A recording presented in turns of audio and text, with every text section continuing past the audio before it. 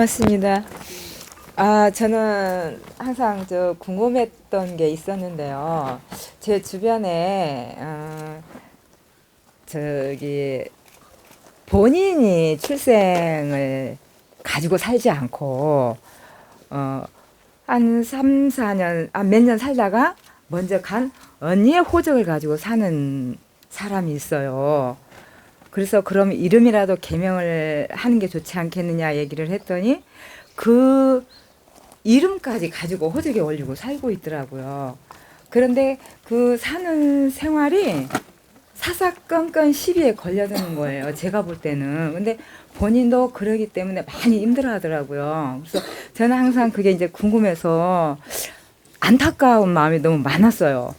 본인의 사주도 힘들어서 사는데 그렇게 간 사주가 과연 좋을까. 그런데 항상 꼬리표가 붙어 다녀요. 그것도 좋은 꼬리표가 아닌 나쁜 꼬리표로. 참 안타까워서 스승님께 정말 어떻게 정말 개명이라도 해서 살아야 된다면 제가 그 친구에게 그 말이라도 전해주고 싶은 간절한 소망이 있어서 스승님께 청합니다. 네, 이 얘기는 제가 아주 간단명료하게 답을 드리겠습니다.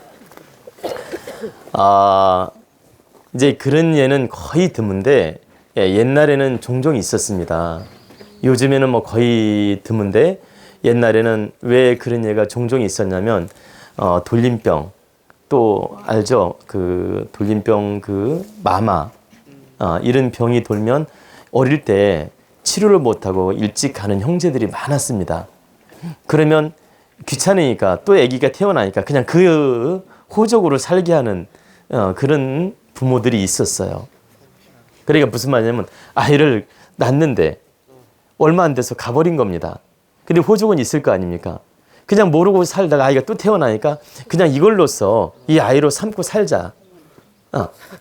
아니 실제 그런 예가 많이 있었습니다. 근데 요즘에는 그런 일이 거의 없지만 예전에는 정말 종종 있었습니다.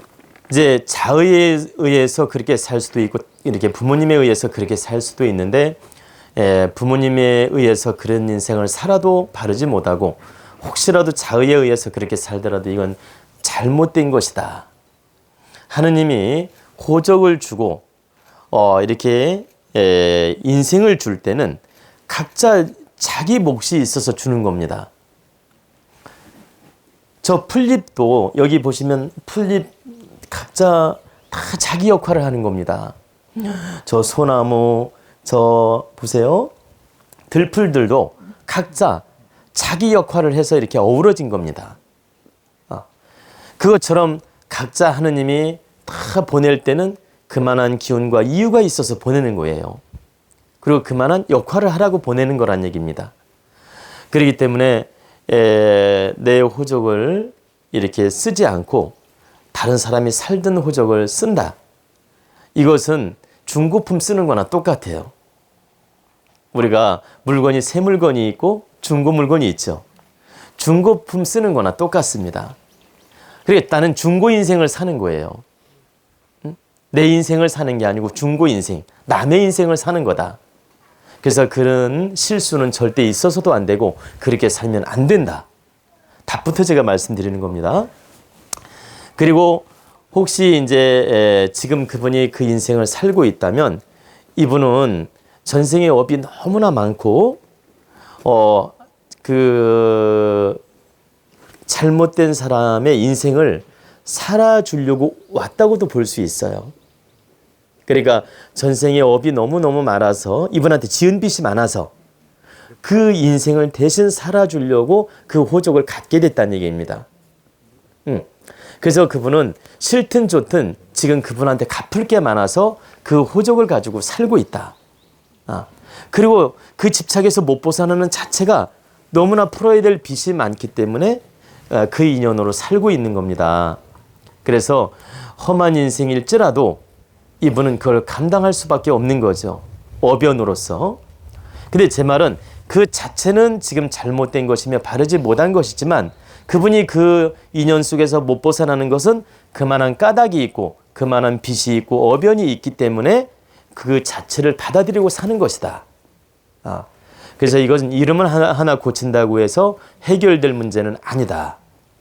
그러나 이름이라도 바꿔 쓰는 것은 좋은 방법입니다. 왜 그러냐? 이름 하나라도 자기 건 써야지. 예. 그렇기 때문에 이름이라도 바꿔 쓰는 건 현명한 방법입니다. 그리고 이제 우리는 다 각자 역할과 몫이 있기 때문에 절대 남의 인생을 본따서 살려고 할 필요가 없습니다. 자, 하느님이 다 제각기 자질을 주고 재주를 주고 제각기 아주 그 힘을 주었어요. 이것은 다 각자 자기 인생 살으라고 준 겁니다. 그리고 너무 놀라운 것은 똑같은 분이 이 세상에 하나도 없잖아요. 그죠? 다 조금씩은 달라요. 닮은 것 같아도. 그래 부모 자식 간이라도 닮았을 뿐이지 같지는 않아요. 그것처럼 다 이렇게 기운을 다르게 준 것은 이 세상에 필요한 존재로 보낸 겁니다. 그래서 우리가 너무 이 세상을 살면서 좋은 걸 본받는 건 좋지만 모방 인생을 살려고 할 필요는 없다. 나는 창조적 내 인생이 있다.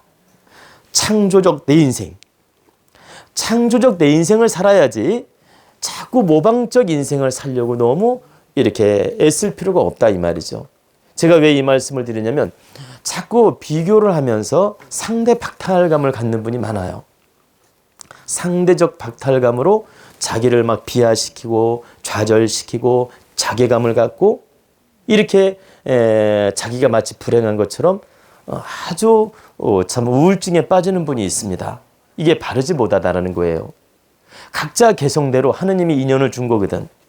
그렇기 때문에 이건 내 인생이고 내 몫이고 내가 살아야 될 인생이기 때문에 창조적 인물로서 살아야지 자꾸 비교하면서 자꾸 남을 닮으려 하고 내가 저렇게 못 닮으면 나는 인생이 비참한 거라고 착각 속에 빠지는 인생을 살면 안 된다. 우리는 그렇게 인생을 사는 분이 굉장히 많아요. 이웃 아저씨한테 비교하고 이웃 아줌마한테 비교하고 돈 많은 사람한테 비교하고 이러면서 내 자신 주체를 잃어버리는 경우가 많다는 얘기입니다. 그래서 우리는 내 주체 사상을 가지고 내 인생을 살아야 된다.